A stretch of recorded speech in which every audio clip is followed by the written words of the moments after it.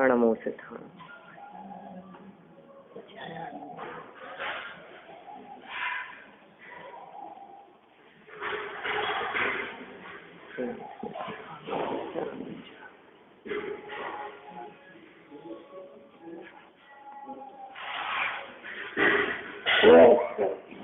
हाँ, आत्मा अनुशासन नामक ग्रंथ अपन ने कल से यहाँ शुरू किया है और आत्मा पर अनुशासन के लिए, स्वयं पर अनुशासन के लिए ये ग्रंथ अपने आप में बहुत उत्कृष्ट है।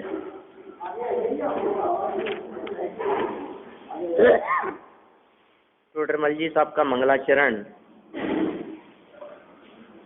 तो कल हमने यहाँ पढ़ लिया था और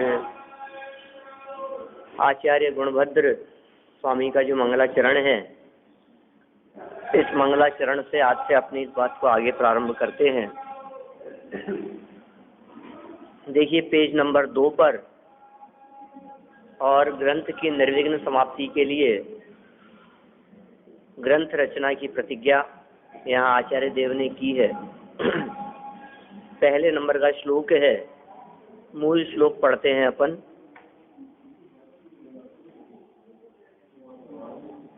लक्ष्मी निवास निलयम विलीन विलयम विधाय रतिवीरम आत्मानुशासनम वक्षे मोक्षार्यम भव्यानाम। पद्यानुवाद वीरचंद। नहीं आई लाइट।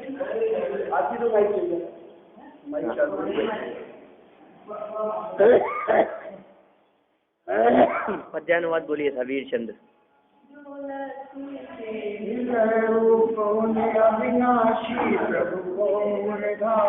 ग्रंथ रचूं आत्मानुशासन भव्य जनों को है शिवकार। तो कितना सुंदर छंद है, सुंदर धुन है, बहुत सुंदर चर्चा यहाँ की है। अर्थ कहते हैं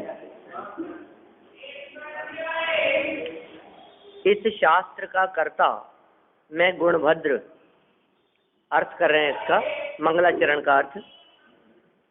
इस शास्त्र का कर्ता मैं गुणभद्र वीर अर्थात वर्धमान नामक तीर्थंकर देव को, अथवा जो कर्म शत्रु का नाश करने के लिए सुभट हैं उन्हें, अथवा विशिष्ट लक्ष्मी को राति अर्थात ग्रहण करने वाले सभी अरहंत आदि भगवंतों को अपने हृदय में विराजमान करके आत्मा को हित की शिक्षा देने वाले आत्मानुशासन नामक इस ग्रंथ की रचना करूंगा। ग्रंथ रचूं आत्मानुशासन, ऐसी लाइन दे दी ना यहाँ। आचार्य देव क्या कह रहे हैं कि मैं गुणभद्र, मैं करने वाला हूँ ये काम। कौन सा काम करने वाला हूँ? कि आत्मानुशासन नामक ग्रंथ लिखने वाला हूँ।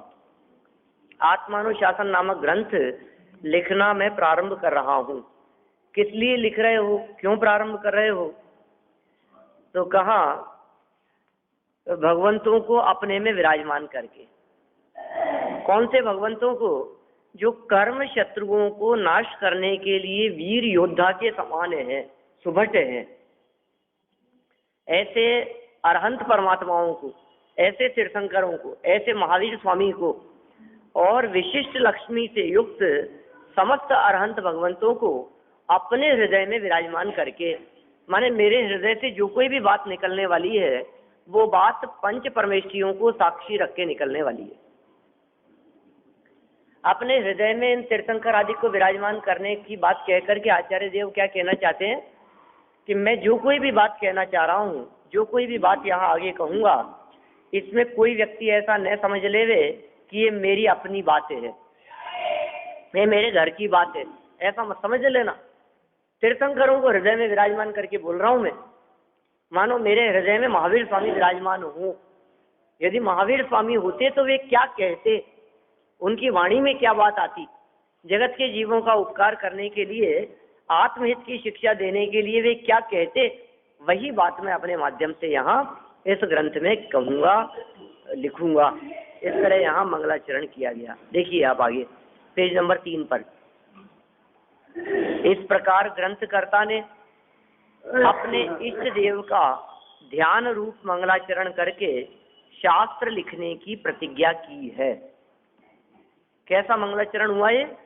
इष्ट देव का ध्यान रूप मंगलाचरण, क्योंकि हृदय में विराजमान करने की बात हुई ना, इसलिए ध्यान, महावीर स्वामी का ध्यान। कैसा ध्यान? हृदय में महावीर स्वामी विराजमान हो गए, ये उनका ध्यान हो गया। ऐसे ध्यान पूर्वक मंगलाचरण करके शास्त्र लिखने की प्रतिज्ञा की है। वे वीर भगवान, वीर भगवान मतलब बहादुर भगवान होंगे, महावीर भगवान, वीर, अतिवीर, सन्मति, वर्धमान, महावीर, ये उनके सब पर्यायवाची है ना। वे वीर भगवान आत्म स्वभाव रूप अथवा अतिशय रूप लक्ष्मी के निवास अर्थात मंदिर हैं। बोले कैसे हैं वे महावीर भगवान? आत्म स्वभाव रूप हैं। और कैसे हैं? अतिशय रूप लक्ष्मी के मंदिर हैं, अतिशय रूप लक्ष्मी के निवास स्थान है। उन्होंने सर्व पापों का नाश करके अविनाशी स्वरूप को प्राप्त किया है।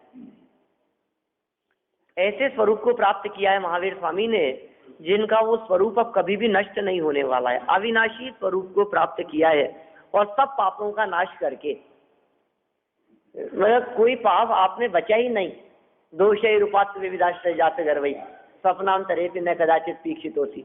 हे महावीर भगवान, जितने भी दुनिया में गुण थे सभी गुण आप में आकर के विराजमान हो गए हैं, और दोषों ने जगत के जीवों का आश्रय ले लिया तो आपकी तरफ स्वप्न में भी आंख उठा के नहीं दिखते हैं। उनका आश्रय देने वाले जगत में बहुत है। तो पापों का सर्वथा नाश करके, सर्व पापों का अभाव जिनके हो गया हो, ऐसे स्वरूप को प्राप्त किया है। इन विशेषणों द्वारा आचार्य देव ने अपने इष्ट देव के वीर नाम की सार्थकता दिखाई है और उनका उत्कृष्टपना प्रकट किया है। इसलिए मैं इस शास्त्र की रचना भव्य जीवों को मोक्ष की प्राप्ति के लिए करूंगा। अन्य कुछ मान लोभादिक का प्रयोजन नहीं है, क्योंकि जीवों को हित की अभिलाषा उपादेय है। ये ग्रंथ रचना करके लोग ये कहें कि कितना गजब ग्रंथ लिखा है। बोलो आज के समय में कोई भी व्यक्ति ग्रंथ लिखने वाले, शास्त्र लिखने वाले, किताब लिखने वाले हैं, सब यही सोचते हैं कि मैं ऐसी किताब लिखूं कि लोग पढ़ करके कहें कि यार क्या गजब लिखी है ना। मान का पोषण। मैक्सिमम कोई ऐसे भी होंगे जिनको इस तरह का कोई प्रयोजन नहीं हो, ठीक है, लेकिन फिर भी कैसा लगता है मैं कुछ ऐसा लिखूं लोग कहें यार क्या गजब लिखता है, लोगों को पढ़ करके लगे कि यार इनकी किताब तो पढ़ने लायक है, गजब ही है। तो हाँ, मेरे मरने के बाद भी मेरा नाम अमर रहे। मान से नहीं, कुछ लोभ के प्रयोजन से नहीं, किताबें खूब बिकेगी, खूब रॉयल्टी आएगी, खूब पैसा मेरे को मिलेगा, और एक ही किताब ऐसी लिखी जिसके कारण कहाँ से कहाँ पहुँच गए अपन। ऐसे न मान का प्रयोजन है न लोभ का प्रयोजन है। शास्त्र रचना किस लिए कर रहे हैं? क्योंकि इसके माध्यम से जगत के जीवों को सुख की प्राप्ति हो। देखिए, मेरा मान और लोभ होगा तो उससे जगत के जीवों को तो कुछ हित नहीं होगा, उससे लोगों का क्या भला होने वाला है। जगत के जीवों का भला तो उनके लिए हित का जो उपदेश है उससे उनका भला होगा। आत्महित की अभिलाषा रखने वाले जीवों के लिए हितकारी और उपादेय उपदेश मैं यहाँ इस ग्रंथ के माध्यम से करना चाहता हूँ। निस्वार्थ भाव से ये बात कह रहा हूँ। मुझे जगत के जीवों से कोई प्रयोजन नहीं है। जो पढ़े वो लाभ प्राप्त करेगा, जो नहीं पढ़ेगा वो नहीं करेगा। एक एक व्यक्ति को जाकर के मैं किताबें बांटता रहूं, उनको किताबें देता रहूं कि मैंने लिखी है, देखना आप पढ़ना, फिर उसको बंटवाएं, फिर उसको छपवाएं, करवाएं, ऐसे प्रयोजन में उलझने का काम नहीं है। सहज उन्होंने तो लोकसेन मुनि को लक्ष्य में रखकर, और जगत के अन्य जीव पढ़ेंगे तो उनका भला हो जाएगा, ये बात ध्यान में रखकर उन्होंने ग्रंथ की रचना की। लोग पढ़ते रहे और आत्मकल्याण करते रहे। देखिए अब उपदेश देते हैं बहुत सुंदर नीचे, पाप नाशक और सुखदायक उपदेश। कैसा उपदेश दे रहे हैं? पाप को नष्ट करने वाला और सच्चे सुख को देने वाला उपदेश, ये हेडिंग दिया है। अब शास्त्रों के अर्थ के संबंध में शिष्यों को होने वाले भय को दूर करते हैं और इस ग्रंथ में उनकी प्रवृत्ति के अनुसार ही वर्णन है। इस आशय को स्पष्ट करने वाला दुखात इत्यादि सूत्र कहते हैं। दुखात, ये वही आप कल जैसे पूछा था ना, लक्ष्मी से शुरू हुआ था वो श्लोक, दुखात से शुरू हो रहा है ये दूसरे नंबर का श्लोक। क्या कह रहे हैं, किस संदर्भ में बात करना चाह रहे हैं? आपने पढ़ा नहीं, अभी अपन ने पढ़ा तो था, विशिष्ट लक्ष्मी से युक्त, अंतरंग वैभव से युक्त। हाँ, लक्ष्मी मतलब वैभव होता है ना, संपदा। भगवान महावीर स्वामी कौन सी संपदा से युक्त हैं? अच्छा मंदिर है, अच्छी वेदी पे विराजमान करा रखा है उनको। अरे साहब, सोने की वेदी है, क्या गजब वैभव है महावीर स्वामी का। बोलो, अब ये सोने की वेदी महावीर स्वामी का वैभव है क्या? चांदी के छत्र लगा दिए हमने, सोने के छत्र लगा दिए, ये जड़ का वैभव है, ये महावीर स्वामी का वैभव नहीं है, ये जड़ पदार्थ है सब। उनका वैभव कौन सा है कि उनके अनंत ज्ञान दर्शन सुख वीर्य आदि जो अंतरंग में मौजूद है, ऐसे अनंत गुण, ये उनका वैभव है। अभी यहाँ इस दूसरे श्लोक में जो बात करना चाह रहे हैं, ये बात ऐसी कह रहे हैं कि जगत में हमें ऐसे बहुत सारे लोग दिखाई देते हैं जिनके हृदय में भय रहता है, जिनके हृदय में डर रहता है, जो डर के मारे ही शास्त्र नहीं पढ़ते। तो शास्त्र से काहे का डर? कोई भूत है जिससे डर लगेगा? शास्त्र से काहे का डर लगेगा? इस बात से डर लगता है, समझ में नहीं आएगा, हमें नहीं समझ में आता था। हमारे को तो बातें ऊंची ऊंची बातें होती, शास्त्रों की बातें, हमने आज तक कभी शास्त्र पढ़े ही नहीं, हमारे कहाँ पल्ले पड़ेगी ये बातें। ऐसी जो एक घबराहट है शास्त्र पढ़ने के पहले ही, और ऐसे विचार पूर्वक जो जीव शास्त्र नहीं पढ़ते हैं, उन लोगों के भय को दूर करने के लिए और ग्रंथ में उनकी प्रयोजन के अनुसार वर्णन करने के लिए इस आशय को बतलाने वाला ये दूसरा श्लोक दिया है। मूल श्लोक पढ़ते हैं अपन। हाँ, वही है जैसा अभी पीछे था, वही तो है। हाँ, कोई बात।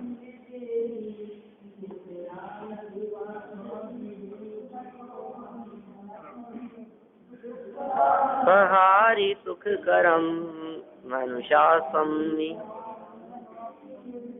देखिए आगे वीर छंद। मन दुख से डरता और सुख की वांछा करता, इसलिए सुखदाई रचना करता। बोलो कितना सुंदर छंद कह दिया। ये जो 2 नंबर का श्लोक दिया है ना, ये 2 नंबर के श्लोक के ऊपर 1 नंबर फुटनोट का दिया है, दिख रहा है आपको? और नीचे छंद दिया है दौलत राम जी का, जे त्रिभुवन में जीव अनंत, सुख चाहे दुख से भयवंत, और ताते दुखहारी सुखकार, कहे तीख गुरु करुणाधार। मानो ऐसा लगता है कि दौलत राम जी ने आत्मानुशासन से ये पंक्तियां उठाई हो। अब अपने को तो लगता है अरे अरे दौलत राम जी वाली बात ही कह रहे हैं, देखो। अपने को ऐसा लगता है कि दौलत राम जी वाली बात ही कह रहे हैं, मानो दौलत राम जी की कॉपी की है इन्होंने। अरे क्या बात कर रहे हो, दौलत राम जी 200 वर्ष पहले हुए और ये 1200 वर्ष पहले हुए। 1200 वर्ष पहले कार्तिकेय स्वामी ने जो बात ग्रंथ में लिखी है, उसी बात को गुणभद्राचार्य,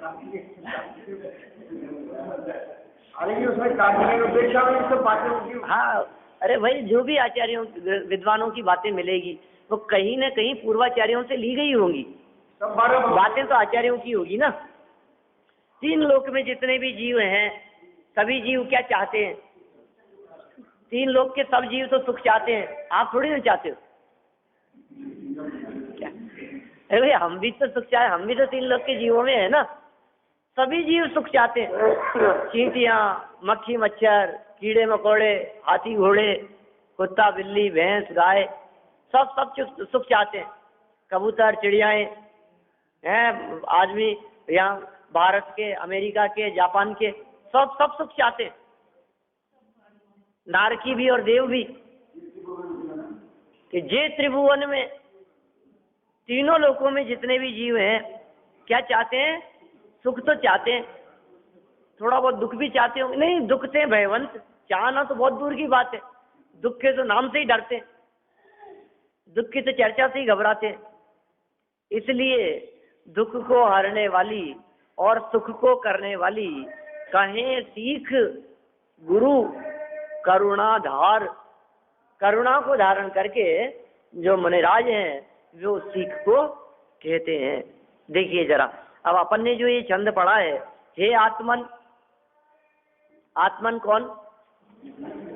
हे जीव, हे जगत के जीवों, हे इस चर्चा को पढ़ने और सुनने वालों, तू दुख से डरता और सुख की वांछा करता है ना।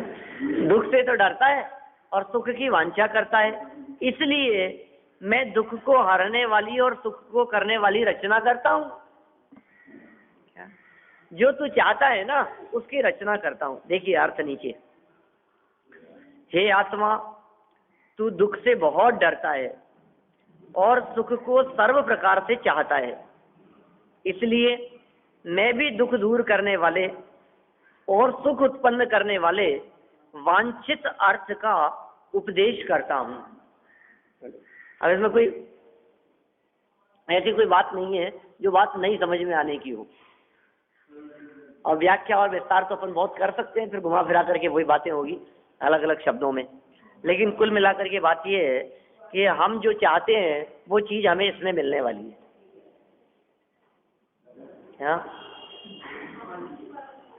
हाँ, वांछित मतलब जिसकी वांछा करते, इच्छा, अर्थ मतलब वस्तु, वांछित अर्थ का उपदेश देता हूँ। जिस चीज को हम चाहते हैं उसी का उपदेश दिया जा रहा है, ठीक है ना। आप लोग आप पुस्तकें अपनी अपनी व्यक्तिगत भी बना सकते हैं, अपना नाम लिख करके उस पुस्तक में जो आपको नोट करना हो अपने साथ में ले जाएं, लेकिन आते समय जरूर साथ में ले आएं, है ना। और उस पर डेट डाल देंगे 16 अक्टूबर कल की, क्या। हाँ, देखिए कैसी बात की है इन्होंने यहाँ, कि दुख से डरता है, सर्व प्रकार से सुख को चाहता है। कौन? तू। माने समझ लीजिए आचार्य देव जैसे मेरे से बात कर रहे हो, यदि आप इसे ऐसा मान करके चलेंगे तो निश्चित रूप से बहुत लाभ मिलेगा। ऐसा नहीं समझे सबके लिए ऐसा, सबके लिए ऐसा, सबके लिए ये बातें तो जनरल बातें, नहीं नहीं नहीं, मेरे लिए। ये गुणभद्राचार्य मानो मुझसे बात कर रहे हो। हाँ सही बात है। माने यदि ऐसे जनरल बात कही जाती है तो कोई उस व्यक्ति उस बात की वैल्यू नहीं करता। एक एक व्यक्ति से कही जाए तो फिर उसकी बात में वैल्यू होती है और वो उस अनुसार कार्य भी होता है। यहाँ कह रहे हैं कि तू क्या चाहता है ये बता। साहब मैं तो दुख से डरता हूँ और सुख चाहता हूँ, तो फिर समझ ले तेरे लिए मैं ये बात कह रहा हूँ। ये बात तुम्हारे लिए है, ये बात मेरे लिए है, ये बात अपने लिए है। हर व्यक्ति इस बात को अपने लिए समझे। किस लिए? कि दुख दूर करने और सुख उत्पन्न करने वाला वांछित, वांछित वाले इच्छा, हमारी इच्छा दुख दूर करने की है। यदि आपको किसी तरह की तकलीफ हो और आप उसको दूर करना चाहते हो तो इस ग्रंथ को पढ़िए। यदि आप सुखी होना चाहते हैं तो आप इस ग्रंथ को पढ़िए। इस अर्थ का उपदेश यहाँ करता हूँ। इस तरह की बात यहाँ आचार्य देव ने इस दूसरे श्लोक में कही है। आगे बढ़ते हैं अपन भावार्थ। कुछ लोग इस भय से शास्त्र का अनादर करते हैं, अर्थात उनका अध्ययन नहीं करते कि श्री गुरु हमें सुख छोड़कर कष्ट साधन का उपदेश देंगे।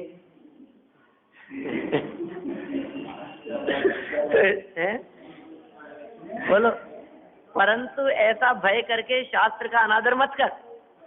बोलो, बहुत से लोग ऐसा समझते हैं, अरे यार और इसको पढ़ लेंगे तो अभी तो आज तो ये चीज छुड़ाई है, कल ये छुड़ा देंगे, परसों ये कहेंगे ये मत खाओ, वो मत खाओ, इसका त्याग करो, रात्रि को छोड़ दो, है आलू खाना छोड़ दो, बाजार का छोड़ दो, यहाँ मत जाओ, वो मत करो।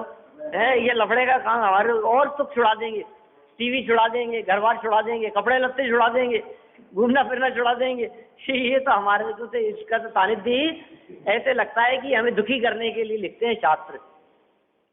जितने शास्त्रों की रचना होती है वे सब के सब शास्त्र ऐसे लगते हैं मानो हमारे को दुखी करने के लिए लिखे गए हों। जगत के जीव ऐसा समझते हैं और लगता भी है ऐसा बहुत से लोगों को। हाँ, देखिए कैसी बात कह दी है यहाँ, कितनी मार्मिक बातें, एक एक बात कितनी बिल्कुल हृदय को छू लेने वाली बात है। कुछ लोग इस भय से शास्त्र का अनादर करते हैं। कौन से डर से अनादर करते हैं, अपमान करते हैं, जिनवाणी का वर्णवाद करते हैं। नहीं पढ़ना ही अपमान है। नहीं पढ़ना, नहीं पढ़ने की प्रेरणा देना, नहीं पढ़ने की इच्छा रखना और पढ़ने की इच्छा मात्र से ऐसा समझना कि अरे मैं फंस जाऊंगा यार, और पढ़ करके उलझ जाऊंगा। मैं तो अभी तक नहीं पढ़ा था, तब तक तो अच्छा था, अब ये पढ़ करके और फंस गया। अब त्याग करो तो मुसीबत और नहीं करो तो मुसीबत।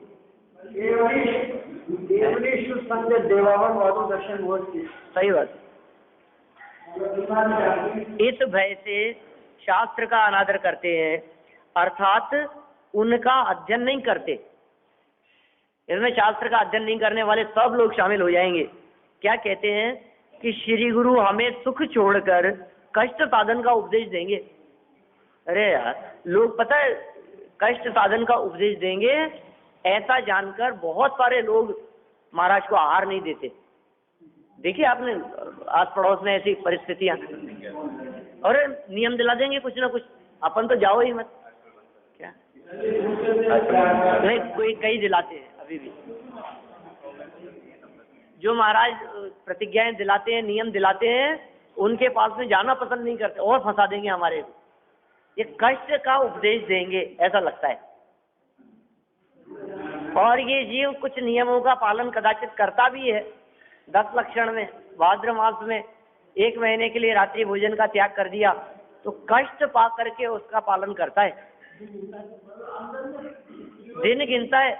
ऐसा लगता है और 2 दिन बचे हैं, अरे 4 दिन और बचे, इतने तो निकल गए, आज कौन सा दिन हो गया अब कितने दिन बचे हैं, अब तो बस कल से तो फ्री हैं अपन, आज की बात और है। कल से तो खूब रात को खा सकते हैं, कल से तो सब अपना चल सकता है, कल से तो मुक्त हो जाएंगे हम, जैसे अभी तक बंधन में थे। ऐसा लगता है ना, लगता ही रहेगा, निरंतर दोष लगता रहता है इन सब बातों के आधार पर। देखिए ऐसा लगता है श्री गुरु हमें सुख छोड़कर, ये लगता है जीव को, सुख छोड़कर का मतलब अनुकूलताएं छुड़ाकर, सुख छोड़कर का मतलब न्यूज़पेपर छुड़ाकर, सुख छोड़ने का मतलब टीवी सीरियल छुड़ाकर, है ना। सुख छोड़ने का मतलब ऐसा है, लगता है खाना पीना और मौज मस्ती जिसमें हमें मजा आता है, उन सब बातों को छुड़ाकर कष्ट साधन का उपदेश देंगे। नंगे पांव चलो, लो साहब श्रावक शिविर रखते हैं ना इस तरह के, 10 लक्षण में महाराज वगैरह लगाते रहते हैं। ये तो हमारे को बहुत 10 दिन तो महा कष्ट में, कई जगह ऐसे शिविर लगते हैं कई अन्य मतावलंबियों के, जिसमें 8-8 दिन के 10-10 दिन के शिविर लगते हैं और उन शिविरों में 10 दिन के लिए मौन, कोई भी एक भी शब्द नहीं बोलेगा, कोई संपर्क नहीं, आपको 10 दिन तक वहीं रहना है। ऐसी चलती है कुछ ध्यान आदि की ऐसी पद्धतियां चलती है, विपश्यना आदि ऐसे केंद्र चलते हैं जिनके शिविरों में आपको 10 दिन तक मौन रहो, किसी से बात नहीं करो। और जो लोग जाकर के आते सुख के लिए, ये कह रहे हैं महा संकट के काम लगेंगे हमारे को, तो ये सब कष्टकारी लगेगा। ये सब सुख छुड़ाकर और कष्ट साधन, सर्दी बर्दाश्त करो, गर्मी बर्दाश्त करो, भूख बर्दाश्त करो, किसी चीज की इच्छा हो रही है तो इच्छा को रोको। ये क्यों मार रहे हो यार, लड्डू खाने की इच्छा हो रही है तो खा लेने दो ना, बोलो। इनको लगता है कष्ट कराएंगे हमारे को, इच्छा को रोकने की बात करेंगे। परंतु ऐसा भय करके तू शास्त्र का अनादर मत कर, ऐसा कह रहे हैं आचार्य देव। तेरा अभिप्राय दुख दूर करने का और सुख प्राप्त करने का है, उसी प्रयोजन से हम तुझे सुखी होने के सच्चे उपाय का उपदेश देते हैं। ये जो भावार्थ है ये भावार्थ पंडित प्रवर टोडरमल जी का लिखा हुआ है क्या? जो बात मैं आपको ये पढ़ करके सुना रहा हूँ, ये बात 250 वर्ष पहले इसी जगह से सुनाई जा रही थी। सुनाते थे टोडरमल जी बैठ करके। जो पंक्तियां मैं पढ़ रहा हूँ ना यहाँ, 250 वर्ष पहले टोडरमल जी यहीं बैठ करके पढ़ते थे, लिखते थे इन पंक्तियों को। उनकी लिखी पंक्तियां हैं जो अपन यहाँ पढ़ रहे हैं। एक ही बात है, ढूंढारी का हिंदी अनुवाद है, ढूंढारी में पढ़ने पे और जरा रख सकते हैं। और ढूंढारी में पढ़ने में अपने को ऐसे लगता है जैसे टोडरमल जी बोल रहे हो। देखो क्या कहा यहाँ, तेरा अभिप्राय क्या है, पहले ये बता। ये मत सोच के मुझे दुखी कर देंगे, ये मत सोच के मेरा सुख छीन लेंगे, सुख शांति और चैन छीन लेंगे। और लोग तो कहते भी यही है। देखो आप दुनिया में, आप जब इस मार्ग में लगे होंगे और 60 के बाद में लगे हों तब तो कोई बात नहीं, लेकिन बचपन से यदि आप इन चर्चाओं को पढ़ने सुनने लगे हों तो निश्चित रूप से आपके परिवारजनों ने और आपके मिलने वालों ने ये कहा होगा कि कहाँ लगा दिया, इसको महाराज बनाओगे क्या? माने ऐसे शब्दों में आपसे कहा होगा, ऐसी चर्चा की होगी कि मानो इसको कहाँ दुखों की अग्नि में झोंक रहे हो। ऐसा लगता है कि क्या कर रहे हो अभी से, ये तो समझ लो आप निकल गया हाथ से छोड़ा। क्या ये बहुत बुरा काम हो गया, क्योंकि ये मंदिर जाने लग गया रोजाना, ये रोजाना शास्त्र पढ़ने लग गया, ये प्रवचन सुनने लग गया। इसका मतलब क्या हो गया, मानो ये तो आप गलत काम कर रहे हो। आप ये कह रहे हैं भैया तेरा अभिप्राय क्या है वो देख, अपनी कल्पना अनुसार मत कर बात। क्या अभिप्राय है तेरा? देखो, दुख दूर करने का, सुख पावने का तेरा अभिप्राय है। किसी प्रयोजन लिए हम ताको साचा उपाय उपदेशे हैं। ये टोडरमल जी की पंक्तियां हैं, ढूंढारी प्रति सामने रखिए। क्या कहा? दुख दूर करने का, सुख पावने का तेरा अभिप्राय है। तेरा अभिप्राय क्या है? ये लिखा है यहाँ भी, तेरा अभिप्राय दुख दूर करने का और सुख प्राप्त करने का है। किसी प्रयोजन लिए हम ताको साचा उपाय उपदेशे हैं। इसी प्रयोजन को लेकर के हम तेरे को सच्चा उपदेश देते हैं। वही टोडरमल जी की जो शैली है, मोक्ष मार्ग प्रकाशक की बिल्कुल कैसी छवि इसमें दिखाई देती है अपने को। हाँ, तो ऐसा लगता है टोडरमल जी ये कह रहे हैं कि देख हम जो उपदेश दे रहे हैं ना, ये हम कह रहे हैं इसलिए नहीं, देख तू हमारा जानकार है, रिश्तेदार है, अपना पुराना संबंध है बरसों का। तो अंकल ऐसा मत समझना कि ये कह रहा है तो ये तो चलो कोई बात नहीं, अपना ही है, इसकी बात सुन ले में अपन, ये भी राजी हो जाएगा। नहीं तो ये क्या सोचेगा कि यार मैं तो बोल रहा था और ये बीच में चले गए। ऐसे लोकलाज के कारण नहीं, तेरे को ये बात सच्ची लगती है या नहीं, हम जो ये बात कह रहे हैं ये बात तुझे हितकारी लगती है या नहीं, हम जो ये उपदेश दे रहे हैं, हम जो ये बातें बता रहे हैं, इन बातों पर तुझे भरोसा होता है या नहीं कि ये बातें सच्ची है। क्या तो ये कह रहे हैं सच्चा उपदेश देंगे तुझे, तेरे प्रयोजन की बात करेंगे, ये समझ लेना तू। हिसाब में सुन तो लूंगा जाकर के, 1 घंटा जाकर के प्रवचन तो सुन लूंगा मैं, लेकिन 1 घंटे में जो मेरा लॉस होगा उसका क्या होगा? दुकान छोड़ के आना पड़ेगा मेरे को, सारी गृहस्थी डिस्टर्ब हो जाती है। ऐसे थोड़ी ना निकल करके आना 1 घंटे के लिए। अभी 1 घंटे में 1.5 घंटा लगता है, आगे पीछे भी टाइम लगता है, फिर कोई बोलने लग जाता है, फिर किसी का कुछ, सारे घर के काम छोड़ करके आओ, खाने के, इधर उधर के, बच्चों के, और सभी काम रहते ही है। सुबह सुबह वही टाइम नाश्ते का, नाश्ता छोड़ करके आते हैं बोलो, टाइम ही निकल जाता है हमारा। तो घर में साफ सफाई के काम है, बच्चों के काम है, और घर के काम रहते हैं, भोजन आदि की व्यवस्थाएं, वो उनके ऑफिस जाने के टाइम रहते हैं, बच्चों के स्कूल जाने का टाइम रहता है, और खुद के काम, सब काम छोड़ करके निकल करके आए हम। ये आचार्य देव यहाँ कह रहे हैं कि भैया देख, ऐसा मत सोच कि मेरा सारा सब डिस्टर्ब हो जाएगा। ये कह रहे हैं तेरा मूल प्रयोजन क्या है? टीवी छोड़ करके आया है क्या?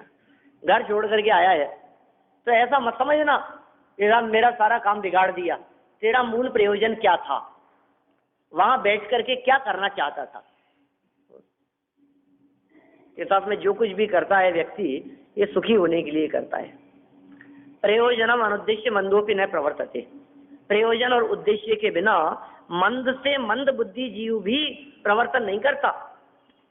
कोई ना कोई प्रयोजन होना चाहिए इसका। तो तेरा प्रयोजन यदि सुख प्राप्त करना है तो घबरा मत, तेरा टाइम वेस्ट नहीं होगा।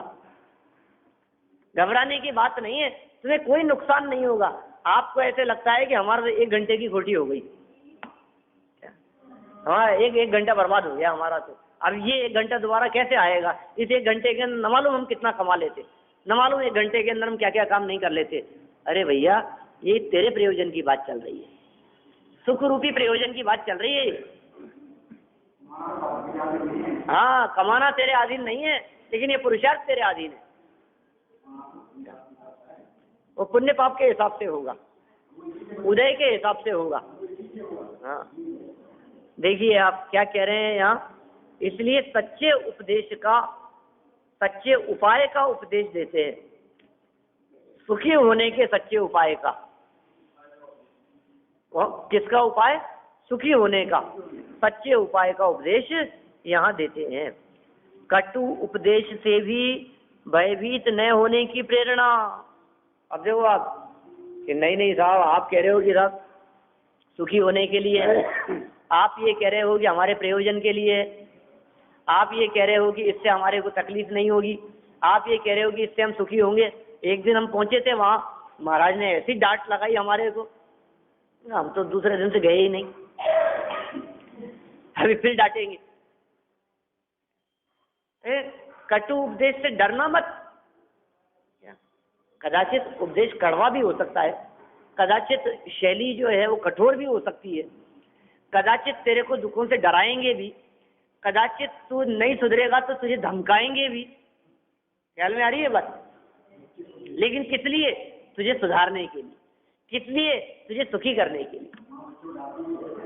तुझे ऐसा लगता हो कि नहीं मुझे तो आनंद आता है, मुझे अच्छा लगता है, साहब आप क्यों छुड़ा रहे हुए, इसमें अच्छा लग रहा है ना। लेकिन तुझे अच्छा लग रहा है, आचार्य देव कह रहे हैं वर्तमान में अच्छा लग रहा है, निश्चित रूप से ये दुख दिलाने वाला है। इस भ्रम में रहना ठीक नहीं है, ये भ्रम छोड़ देने लायक है। मुझे तो अच्छा लग रहा है साहब, मुझे तो आनंद आ रहा है, वर्तमान में आनंद आ रहा है, लेकिन तकलीफ पाएगा। साहब मुझे तो 9 बजे तक सोते रहना अच्छा लगता है, मुझे अच्छा लगता है ना, क्या सुबह से उठ जाओ, 6 बजे 5 बजे उठने की बात करते हो आप, आराम से नींद सुबह आती है अच्छी, आराम से 9 बजे तक सोते रहो।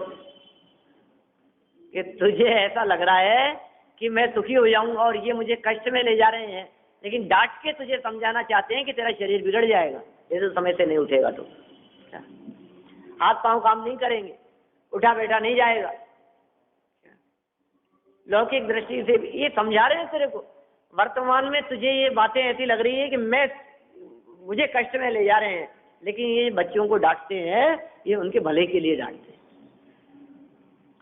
ये आचार्य देव ने क्या शब्द दिए, देखो ये हेडिंग दी है, मुझे लगता है ये हेडिंग दी गई है इसका संपादन करते हुए अभय कुमार जी शास्त्री के द्वारा। कितने सुंदर सुंदर हेडिंग दे दी है एक एक छंद के लिए, श्लोक के लिए, और पद्यानुवाद भी कितने सुंदर है। कटु उपदेश से भी भयभीत न होने की प्रेरणा। माने देखिए इस ग्रंथ को पढ़ने के संदर्भ में पहली बात तो इन्होंने ये कह दी आचार्य देव ने, दूसरे नंबर के श्लोक में क्या बात कह दी कि भैया देख तेरे हित की बात है। अब दूसरी बात कह रहे हैं हित की तो है, लेकिन कदाचित कठोर लगे तो डरना मत, मैदान छोड़ के मत भाग जाना। कदाचित बात कठोर भी लगे तो ऐसा मत करना कल से आना बंद, अरे तो कहाँ फंसाएंगे हमारे को, हटाओ जी अपन तो जाए अपन तो, अब आप क्या जाना अपने को, ऐसा मत करना। कटु उपदेश से भी भयभीत नहीं होना, डरना नहीं, क्योंकि ये डर निकालने के लिए है। अरे कटु उपदेश से डरेगा, और कह रहे हैं इससे डर करके यदि तूने इस उपदेश को सुनना स्वीकार करना बंद कर दिया तो फिर तुझे ऐसी अवस्था की प्राप्ति होगी जिस अवस्था में डर क्या, वो साक्षात दुख दिखाई देगा, भयानक दुख। इस उपदेश से यदि सावधान नहीं हुआ तो ऐसे नरक की प्राप्ति होगी, त्रियंच आदि गतियों में जाकर के दुख पाएगा, फिर भय नहीं, साक्षात दुखी रहेगा। अभी तो भय है, सिर्फ डर है, तकलीफ नहीं है, तेरे लोग डरेंगे, सिंह हो जाएगा, क्रूर पशु हो जाएगा, नारकी हो जाएगा, लोग उससे डरते रहेंगे। इसलिए भयभीत नहीं होने की प्रेरणा देते हैं, और आचार्य देव इससे ज्यादा और कुछ नहीं कर सकते हैं। जगह जगह प्रेरणा शब्द का ही प्रयोग मिलेगा आपको। हम प्रेरणा देते हैं, ऐसी प्रेरणा दे रहे हैं। क्या प्रेरणा देते हैं? देखिए, पंक्तियां पढ़ता हूं, पेज नंबर 4 पर देखिए आप।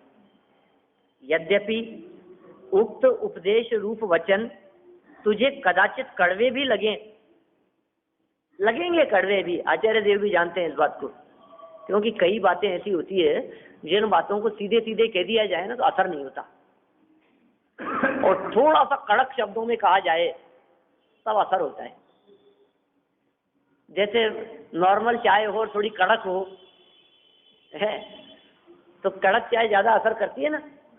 क्या लोग तो डिमांड ही ऐसी करते हैं, नहीं थोड़ी कड़क होनी चाहिए। कह रहे हैं, एक सिंपल कह रहे हैं, हाँ बेटा सुबह तो जल्दी उठना ही चाहिए, सुबह जल्दी उठ जाएगा। अब क्या असर होगा इसका? कल सुबह से उठ जाना जल्दी, आ रही है समझ में? तो फिर थोड़ा सा फर्क पड़ता है।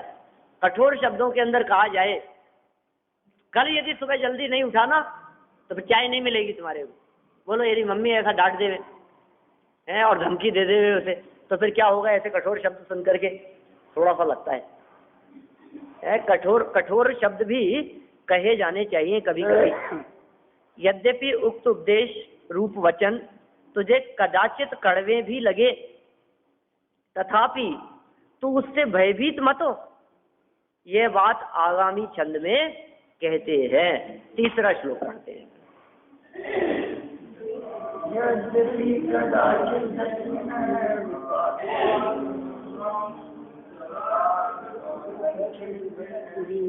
त्वं तस्मान्मा वैशिर्य ठातुरो भेष जादुग्रास।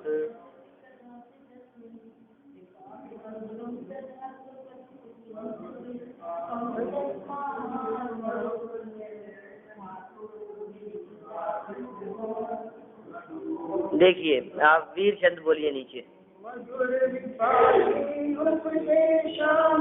यह यदि कटु भी वासित हो, कटु औषधि ग्राहक रोगम।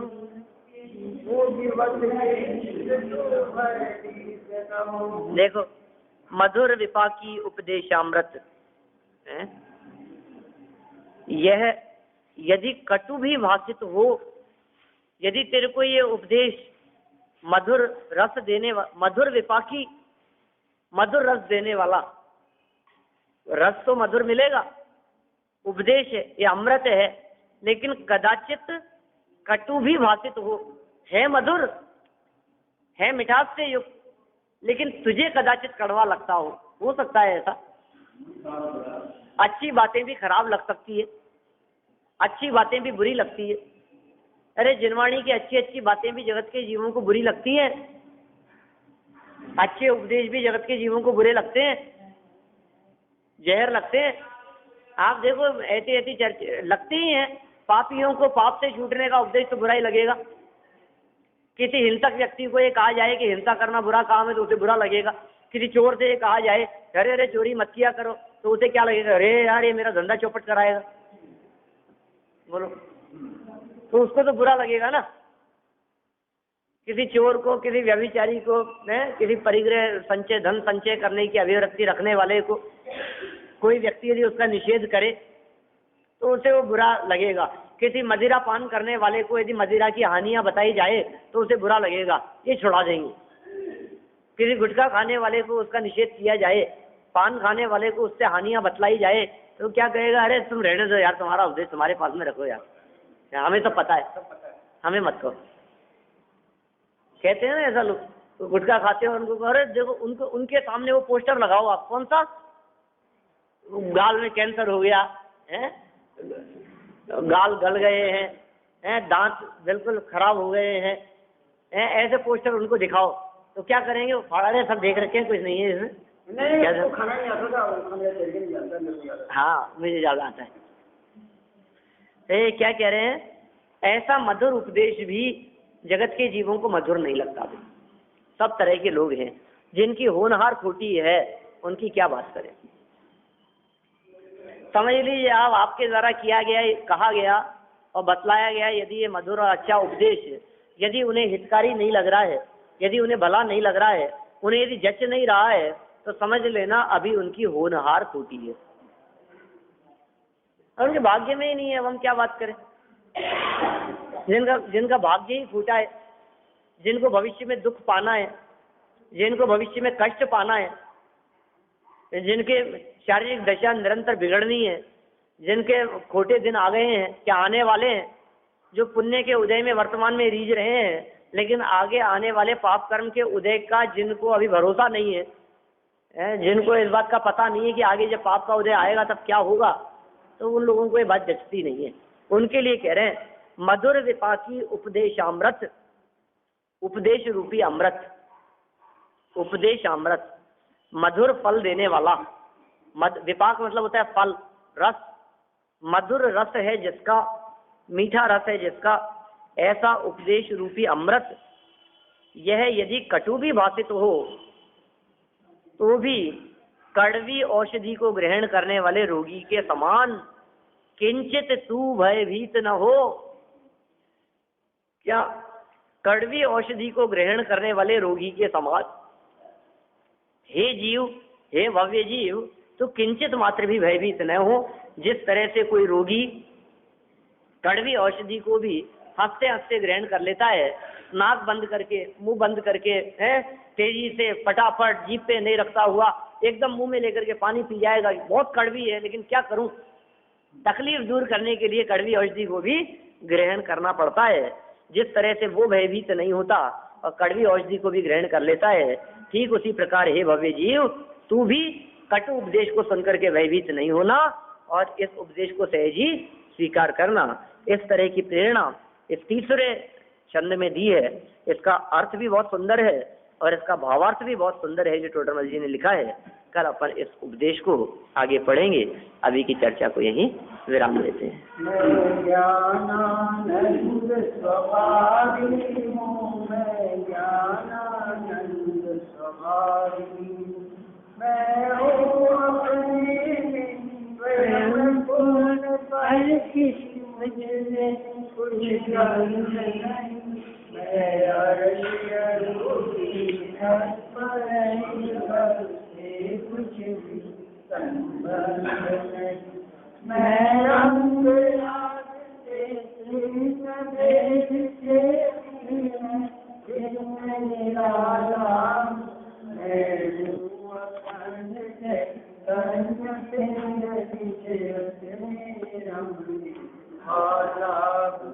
मैं मेरा प्रसाद मुझे पर का कुछ काम नहीं, मैं मुझ में वाला हूँ,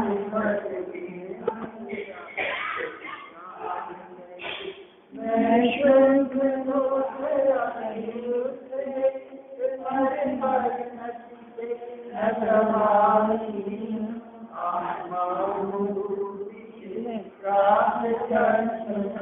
ज्ञानानंद स्वभावी, ज्ञानानंद स्वभावी, मैं ज्ञानानंद स्वभावी, सगमेनाश ज्ञान की प्रकाश आपा परिभाष विपुमानुषी कथानी है, छंद्र विचार विपुमंडली मान सपर विचार विपुपर मध्यमानी है, अनुभवताय विपुचिताय विपुताय विपुभव्य उदयमानी है, जहाँ तमकार विपुपार के विकार विष्णु शिखरी विस्तार विष्णु चिन्हमानी है, चिन्हमानी कीर्ति अद्भुत परमान अनालाल की करे दे माता ज्ञान, चिन्हमानी भारती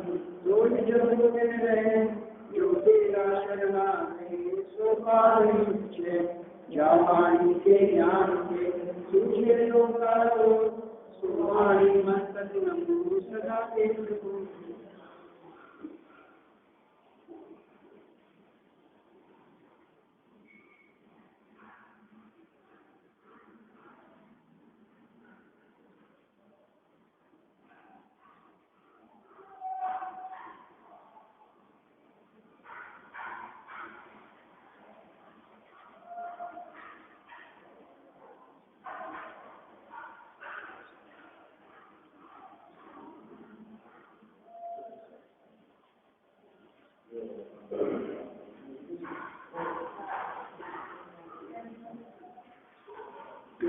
शांति